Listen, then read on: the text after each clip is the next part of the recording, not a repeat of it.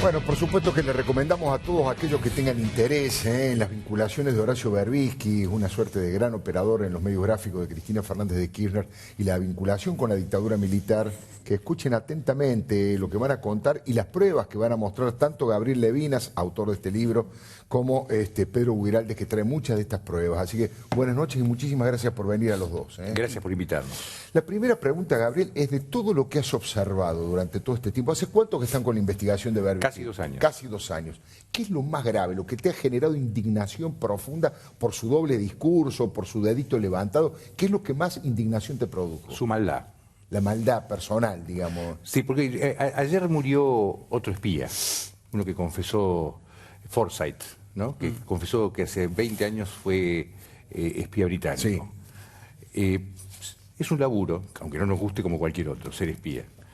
Pero ser un mal bicho es otra historia. ¿En qué lo notaste? ¿En qué lo viste? Y la forma en que él, bueno, lo que hizo con el padre de Huiraldes. Es decir, Huiraldes le salvó la vida. Huiraldes le salvó literalmente la vida. Y lo tuvo guardado un tiempo en Areco. Es cierto, sí, absolutamente. Pero además le dio una protección a cambio de trabajo, que vaya a saber cuál es. Hay una parte que queda constatada, pero yo no creo que una persona que fue segundo jefe de inteligencia Mortonero le vayan a perdonar la vida simplemente por escribir un par de discursos o hacer un librito. ¿Vos sospechás que hubo algún tipo de delación? Absolutamente. No sé si delación. No te puedo decir qué, pero algo más que simplemente eso para quien era él, o gente por mucho menos, la mataban, aún siendo la hija, el hijo de Alzogaray. Claro, como pasó. Exactamente. Es decir, obviamente tiene que haber habido otra cosa, pero eso son suposiciones. Lo que es seguro es que él cobró y sobrevivió siendo el segundo jefe de inteligencia montonera y haber sobrevivido además caminando libremente por Buenos Aires. El otro día, el viernes, cuando encontramos esto que encontramos, hay una explicación. Pareciera ser que todas las Fuerzas Armadas estaban anoticiadas de que él estaba trabajando ahí en aeronáutica porque figura en ese catálogo que encontramos, en esas memorias, que una copia, no solamente fue el comandante en jefe de Grafiña, sino que además hubo 3 copias más, una para cada fuerza armada. Ahora, Pedro Huiraldes, sí. vamos a ver esto de que estamos hablando, que está describiendo Gabriel Levinas, y le quiero preguntar a usted, la primera de la fotografía, que es la que, ahí está, estamos viendo la portada de algo que usted tiene aquí en el propio... Claro. ¿Qué es esto? Este es el original de la Biblioteca Nacional. Este es otro igual. Para las desmentidas que estuvo habiendo, bastante flojas en los últimos tiempos, este libro está en la Biblioteca Nacional. Y está, si vos te fijás, en una de las fotos aparece lo que sería la estampilla. Ahora la vamos a ver. Eso está durante la dictadura. Ahí está. En el 83 fue aceptada, es decir, fue donada en el 79. 79. ¿Y eso qué significa? Ese es el ejemplar número 5. El ejemplar número 1 fue al comandante en jefe de la Fuerza Aérea de ese momento, que era Grafiña. A mí les aclaro que no es una cosa que me da placer desmentirlo al brigadier Grafiña. Al margen de lo que pueda haber hecho o no, tiene 89 años y está con prisión domiciliaria. No me gusta nada desmentirlo, todo lo contrario. Este es el ejemplar número 5. El ejemplar número 1 se le mandó al comandante en jefe. El número 2 al Instituto Jorge Newbery, curiosamente terminó debajo de 1,5 metros de líquido cloacal. Claro. El 3, 4 y otro más fueron a distintas bibliotecas. Entonces, de las Fuerzas Armadas. ¿Pero qué dice de grave respecto de Berbisky ese libro? Bueno, esto es así. Lo que registra, que son en realidad, esto es en un lapso de prácticamente 4 años, es que el Instituto Jorge Newbery, que era un alter ego de la Fuerza Aérea en materia de historia aeronáutica, se llama Instituto Argentino de Historia Aeronáutica Jorge Newbery, decide en el año 78 que va a ser una historia de la Fuerza Aérea Argentina, de la aeronáutica argentina en general. Sí. Y entonces, en estas páginas de la memoria del año 79, en las páginas 8 y 9, se describe claramente, vamos a lo más importante, se da lectura a una nota recientemente recibida en la que se comunica que se le ha otorgado un anticipo de carácter de subsidio de 3 millones de pesos para encargar la redacción de la obra. Se resuelve además encomendar su redacción al señor Horacio Berbisky. Ahí estamos viendo en pantalla amplificado, bueno, ¿no? Para que se vea con toda claridad. Y a partir de ahí está descripto con mucha precisión en cada reunión cuando Berbisky va llevando los primeros borradores, los originales, los parciales, claro. Y ahí hay una cosa bien interesante, esto que ustedes decían antes, ¿no? Cómo este hombre que siempre se demuestra tan preciso, taciturno, sereno, empieza a perder la línea últimamente y dice que en realidad a él le ofrecieron hacer, explica este contrato, diciendo que él le ofrecieron hacer una historia sobre Jorge Newbery que nunca se llegó a realizar. Equivocadísimo, la historia de Jorge Newbery estaba hecho 3 años antes. Es mentira. Además, yo hago la siguiente pregunta. ¿Qué interés podía tener la Fuerza Aérea en aquella época de poner en una memoria y balance que habían contratado a Horacio Berbisky? Digamos, Claro. no hay ningún... ¿Cuál es el objetivo? Y mandarle a la Biblioteca Nacional, a los 3 museos militares, las 3 Fuerzas Armadas y al Comando en Jefe. A ver, nadie puede pensar que estaban complotando contra Horacio Berbisky, un grupo de señores en el año 78. Son 4 años, ¿no? De No, claro, porque acá tenés, por ejemplo, acá dice claramente... O sea, fue mucho tiempo. Que acá dice que esto es en el año 82, vuelve a aparecer el señor Berbisky como autor del trabajo y conforme con el contrato que firmaba el 30 de marzo de 81. Segundo contrato. Decía, acá hay otro contrato más. Esto es, acá es año 82. Son 4 años de vinculación con la Fuerza Aérea. Ahora, Gabriel, ¿por qué ustedes dicen que él escribió un discurso del comandante en jefe de la Fuerza Aérea, del brigadier Omar Grafina? Te cuento, ¿Por qué dicen eso? La historia empieza hace muchos años cuando el padre de Pedro la llama a Susana Biau. Gran periodista. Porque con quien había tenido conversaciones telefónicas previas vinculadas al quehacer periodístico de la Biau, y él la llama y le dice, dígame Susana, ¿usted sabe por qué no me atiende el teléfono Berbisky? Y ella dice, no sé por qué debiera atenderlo. Ella se sorprende porque no sabía que tenía relación con Berbisky. Dice, lo que pasa es que yo lo ayudé mucho cuando él tuvo que esconderse durante la dictadura. Yo le conseguí trabajo, le conseguí donde esconderlo, un trabajo en la Fuerza Aérea.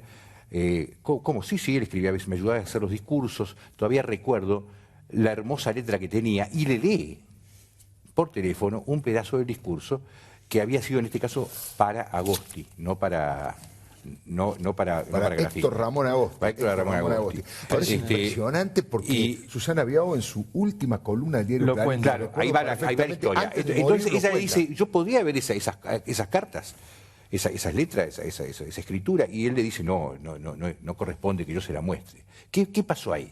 Ahí lo que pasó, que yo creo que esto es lo que detona todo esto que hoy nosotros encontramos. Ahí lo que pasa es que Guiraldes estaba enojadísimo con Berbisky porque no le había atendido el teléfono y él, que le había salvado la vida, había puesto a su familia en riesgo salvando la vida a un montonero, no era atendido en el teléfono por Berbisky. Entonces él le tiró como una señal, seguramente, avisarle a tu amigo que yo voy a empezar a contar esto. No lo iba a hacer. Simplemente fue una pequeña presión que por supuesto no surtió efecto porque además la Biau no era amiga de Berbisky, ya estaba bastante enojado, ya sabía ella de otras cosas que no le gustaban y entonces ya tenían problemas. Pero ahí empieza, y entonces ella escribe en su última nota, pone un párrafo de ese discurso que fue el párrafo que ella anotó de lo que decía Guiraldes. Esto lo cuenta el marido y lo cuenta Muñoz, vos lo conocés a Oscar Muñoz. Sí, claro. Y que es un párrafo, ¿qué dice el párrafo? Mostremos también que nuestras almas no se han contaminado con la pestilencia que debimos limpiar. Eso lo escribió Berbisky. Es impresionante. Yo les voy a decir algo, cuando yo me intervengo en este tema, ustedes le preguntaron a Gaby qué era lo que a él lo había indignado. A mí personalmente lo que me indignó es esta capacidad de mentir de manera desfachatada y con esta actitud taciturna. Aparte, cuando él miente tipo perdonavidas, ¿no? O sea, miente y vos no sos nada. Él es Gil, mi padre es el nuevo gaucho Gil, porque parece que era un gaucho Gil, y yo directamente soy el opa del pueblo, digamos. Eso es más o menos la caracterización de cada uno de nosotros. Y yo sabía, por mi padre, en el año 2009, que él, les aclaro, a mí mi padre no me dijo que había escrito esta frase, me dijo que la había discutido con Horacio Berbisky. Es todo lo que dije en el 2009. Que yo haya dicho eso generó una página central, que la tengo acá, no la vamos a mirar, de Horacio Berbisky en el 2009, en agosto de 2009, en la que se tituló Gracias Pedro, 2 páginas de página 12. Y cuando aparece todo esto, se larga con una virulencia que es una virulencia culposa, no puede tener otra explicación. Ahora, Pedro, ¿usted qué cree que ha pasado, digamos, qué fue lo que ocurrió con él? Porque a todos nos llama la atención que alguien de tan alta jerarquía en una organización como Montoneros haya salido ileso, no haya tenido. Yo recién decía en la columna una frase que se le atribuye a Rodolfo Galimberti: la dictadura no le tocó ni el timbre.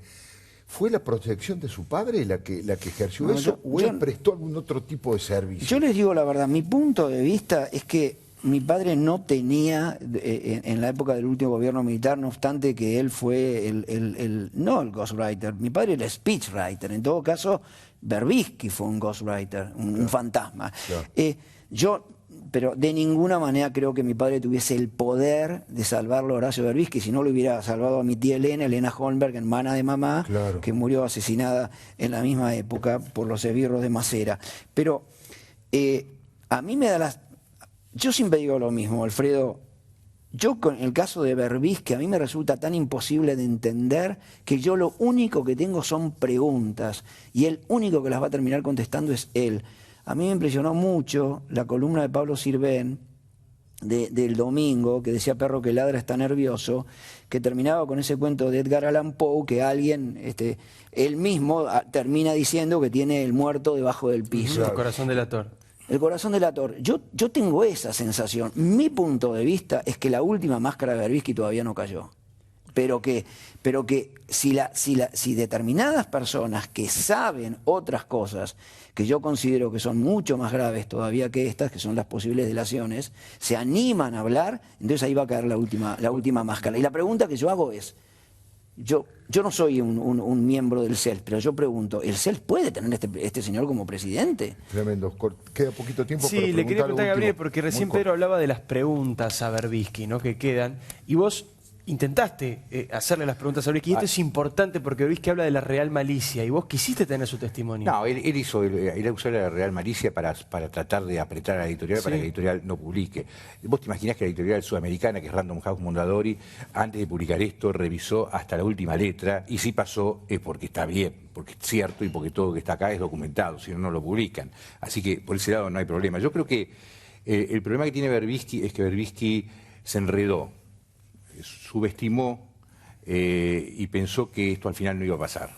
Y no hizo lo que tenía que hacer, que era aclarar algunos puntos, porque en realidad yo tengo una historia personal de una tía, vendría a ser la prima hermana de mamá, que para poder salvarse de la muerte tuvo que en el campo de concentración estuvo con un oficial alemán.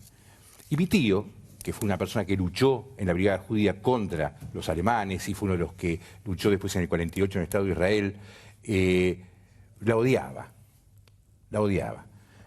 Y yo le decía al tío, pero vos no podés odiar a esa mujer lo que hizo fue salvar su vida. Claro. Yo entiendo que vos tengas la bronca, porque vos tuviste que pelarte el culo, claro, hablando mal y pronto durante toda la guerra contra los nazis. ¿Sabés lo que se está peleando? Empezó a los 16 años, estuvo toda la guerra, desde el principio hasta el final en la Brigada Judía, y después se fue corriendo a Israel para la liberación de Israel. Entonces, pero sin embargo, la diferencia que hay con este caso es que mi tío estaba equivocado, pero tenía las condiciones éticas y morales para estar equivocado. Claro. Porque él lo hacía desde... ¿Y él desde dónde lo dice? Él anda con el dedo diciendo quién es bueno y quién es malo en este mundo. ¿Desde dónde lo dice? Si él antes hubiese dicho, sí, yo tuve que hacer algo que no está bien para poder sobrevivir. Yo lo entiendo. Pero que el tipo... A él no le puede acusar nadie. Todo el mundo está sujeto al escrutinio de él. Pero a él no se le puede decir ni mu. Gabriel Levina, Pedro Guireles han sido muy amables, muchas gracias por haber venido. Ahí está mostrando Diego, Doble Agente, este libro que realmente ha sacudido a, quien fuera uno de los periodistas importantísimos de este país de investigación y hoy es el principal operador político de Cristina en el periodismo gráfico. Ya venimos.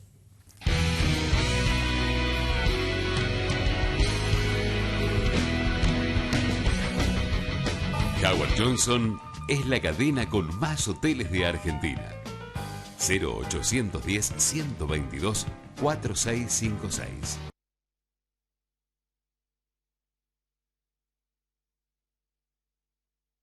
Vení, jugá, divertite. Aquí todos los días son especiales. En los casinos de la provincia de Córdoba, la diversión está asegurada. ¿Querés descubrir dónde nace el tango que se escucha en todo el mundo? Del 14 al 27 de agosto, vení a disfrutar Tango Buenos Aires Festival y Mundial. Encontrá toda la programación en buenosaires.gov.ar/festivales. Buenos Aires Ciudad, en todo estás vos.